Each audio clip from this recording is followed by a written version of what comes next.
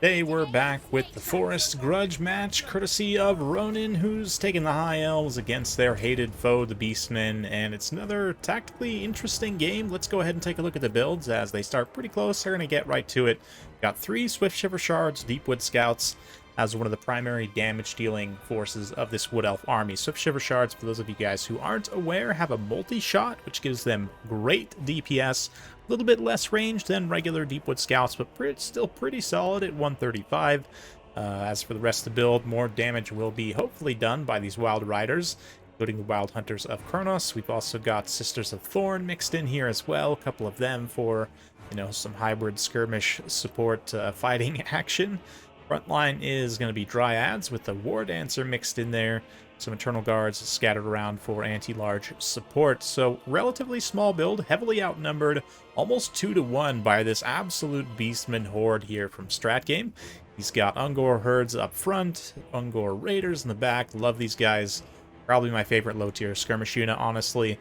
Butchers of Kalkengard. I've got Morgar the Shadowgave and Bray Shaman Lore of Wild.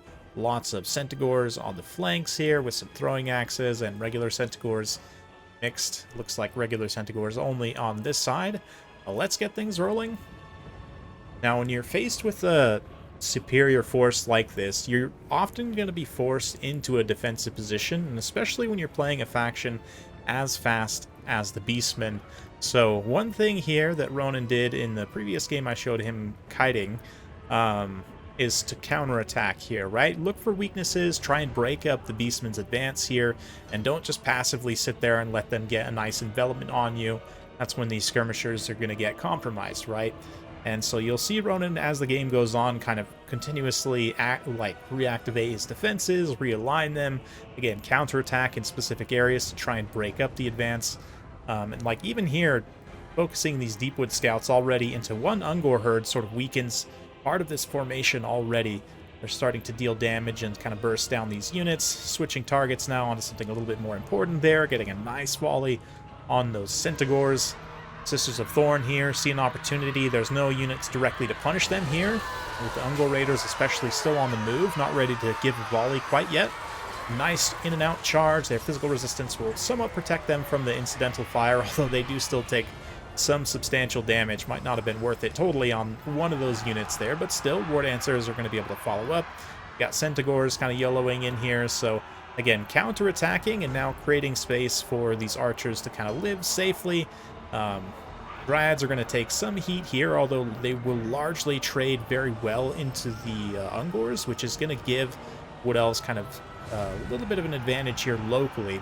And the Wild Hunters here, Sisters of Thorn continuously repositioning to try and deal with threats. We've got one Centigor here that looks like they're ready to compromise the position, and they just get absolutely focused, drop quite a few unit models. Not actually that focused. They do manage to turn and avoid most of the damage, but again, kind of forcing Strat Game to abandon that attack there is just continuing to buy more time for these Deepwood Scouts, keep pouring out damage wherever they need to, and allow also the cavalry to get nice charges. We see some local breaks happening, although those War Dancers definitely got absolutely shredded by a focus fire from the Ungor Raiders. Butchers of Kalkengard also mostly unaccounted for here in the center. I mean, there's not really... Maybe these Eternal Guard could come try and oppose them.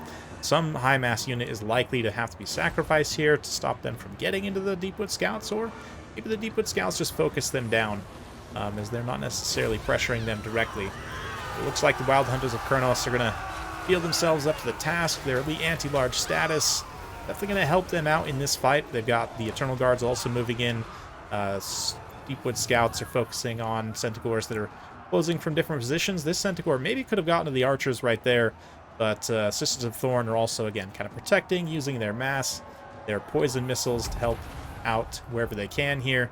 Wild Hunters of Kurnos definitely took some damage. Meanwhile, we've got some just MLG blocking happening from some Dryads here. A couple Centigors kind of got tangled up there for a little bit longer than they needed to, but they'll now detach, go help out in various areas of the battle.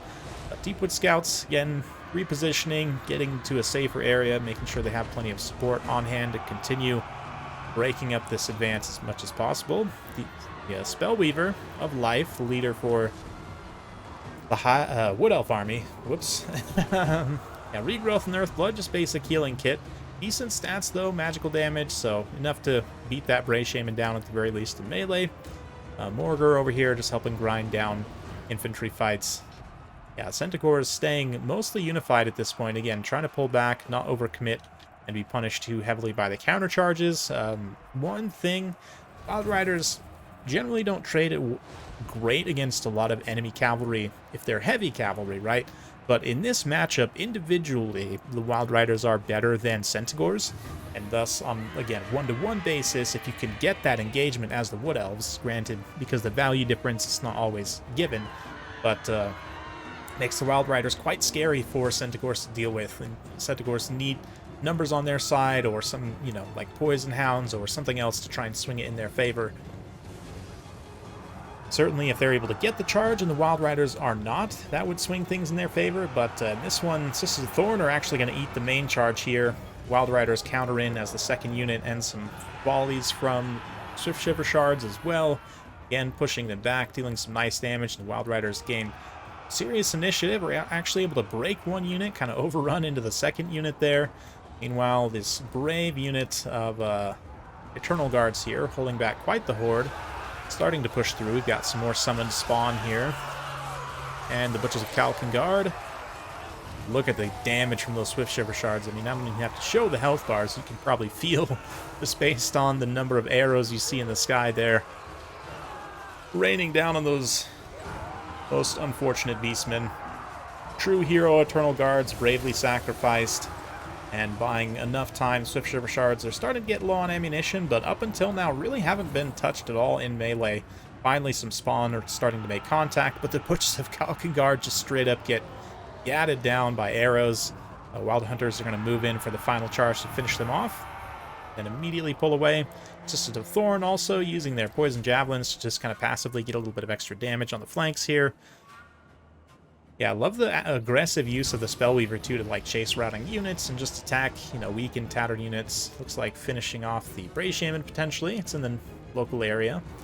But even still, a little bit of kiting going on here as these Swift Shiver Shards continue to reposition. Beautiful healing there on some Sisters of Thorn, who run quite the charge through this Beastman remaining formation. And terror does kick in for some of the Wood Elf units there, which the Kalkengard, of course, cause terror. But they themselves get routed off here, not likely to return. It's looking pretty grim, in fact, for the Beastmen. Managed to get a decent engagement with a number of units favorably against the Wild Hunters, at least momentarily, until the Sisters are able to close from behind. Eternal Guards moving in as well. The Beastmen have definitely been beating down units as they can, but I feel like Ronin's been in pretty good control of the flow of the battle the entire time. I mean, obviously he's been forced to react quite a bit, but still been able to do so appropriately, and yeah, his testament to his skill in this battle here that these Deepwood Scouts, especially against a player as experienced as strat game, are basically still untouched. I mean, a little bit of damage on one unit, down by like a quarter HP, but still.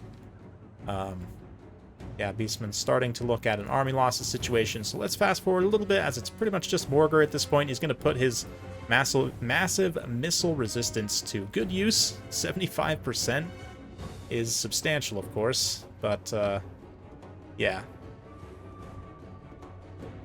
Deepwood Scouts use up the rest of their ammunition to do whatever damage they can, and then it's going to be a melee fight. Morgar certainly can grind through a lot of units, potentially, but when you have stuff as elite as the Wild Hunters of Kurnos on the field, they're able to actually get in, take advantage of some charge bonus. You've still got the healing of the Spellweaver, who herself can also cycle charge in here, potentially, and Morgar is done for. So there you go. Very well played to both players, honestly, but Ronin, another master Elven class here, as somebody who's not particularly proficient with any of the Elven factions. I mean, they're all decent. I'm okay with them, but I'm not spectacular. It's nice to see someone who is experienced and skilled with them pull it off. Swift Shiver Shards absolutely shining through on this one. Nice to see Sisters of Thorn perform well as well. Wild Hunters of Kurnos and Wild Riders also doing a pretty decent job.